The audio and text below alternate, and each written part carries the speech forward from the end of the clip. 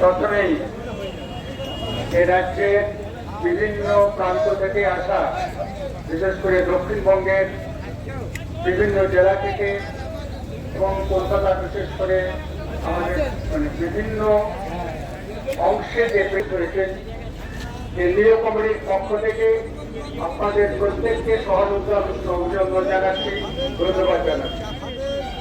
আজকের এই সভায় আমি প্রথমেই অথচ এই সময়কালে দিনমজুর সহ রাজ্য সরকারি কর্মচারী অবসরপ্রাপ্তদের আয় বৃদ্ধি নেই বললেই চলে।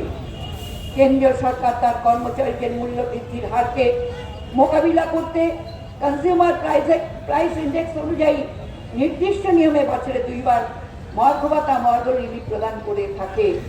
সেখানে এই রাজ্যের কর্মচারী অবসরপ্রাপ্তদের 36% কম মহার্ঘ ভাতা নিয়ে বছরের পর বছর চলতে হচ্ছে। কখনো বছরে একবার দয়ার দান হিসেবে 4% মহার্ঘ ভাতা নিয়ে অস্বাভাবিক মূল্যবৃদ্ধিকে মোকাবিলা করতে হচ্ছে। এই সভা গভীর উদ্বেগের সাথে লক্ষ্য করতে যে কেন্দ্র ও রাজ্য উভয় সরকার স্বাস্থ্য পরিষেবা থেকে নিজেদের ধীরে ধীরে সরিয়ে দিচ্ছে। স্বাভাবিকভাবেই মানুষকে বেসরকারি স্বাস্থ্য পরিষেবার উপর নির্ভরশীল হতে হচ্ছে। বেশিরভাগ বেসরকারি প্রতিষ্ঠানগুলি বহির্বিভাগ ও অনেক ক্ষেত্রে অন্তর্বিভাগে পশ্চিমবঙ্গ স্বাস্থ্য প্রকল্প অনুযায়ী ন্যায্য সুযোগ দিতে অস্বীকার করছে। আবার ক্যাশলেসের সীমা উত্তীর্ণ টাকা নিজ নিজ বিভাগ থেকে ফেরত পাওয়ার ক্ষেত্রে দীর্ঘ সময় অপেক্ষা করতে হয়। ফলে আমাদের মতো প্রবীণ মানুষদের এখন বিভীষিকাময় হয়ে উঠেছে। কর্মী সংগঠন নীতির ফলে সরকারি দপ্তরগুলিতে দীর্ঘদিন শূন্য পদগুলি পূরণ না করে অবলুপ্তি ঘটানো হচ্ছে।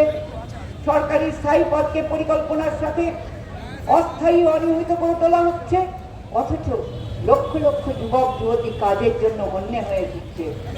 18 থেকে 35 বছর বয়সীদের মধ্যে বেকারত্বের হার তীব্রতর।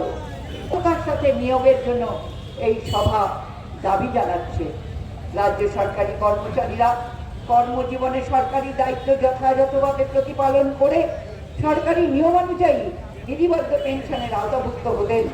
কিন্তু 2004 সাল থেকে চালু হওয়া নয়া পেনশন স্কিম অবসরপ্রাপ্তদের জীবনে আর্থিক বঞ্চনা নিয়ে এসেছে।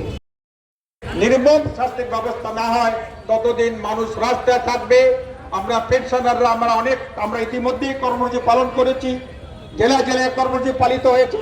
আগামী দিনেও আমরা এই কর্মসূচির মধ্যে থাকবো। আমি আপনাদের সামনে প্রস্তাবটা পাঠ করে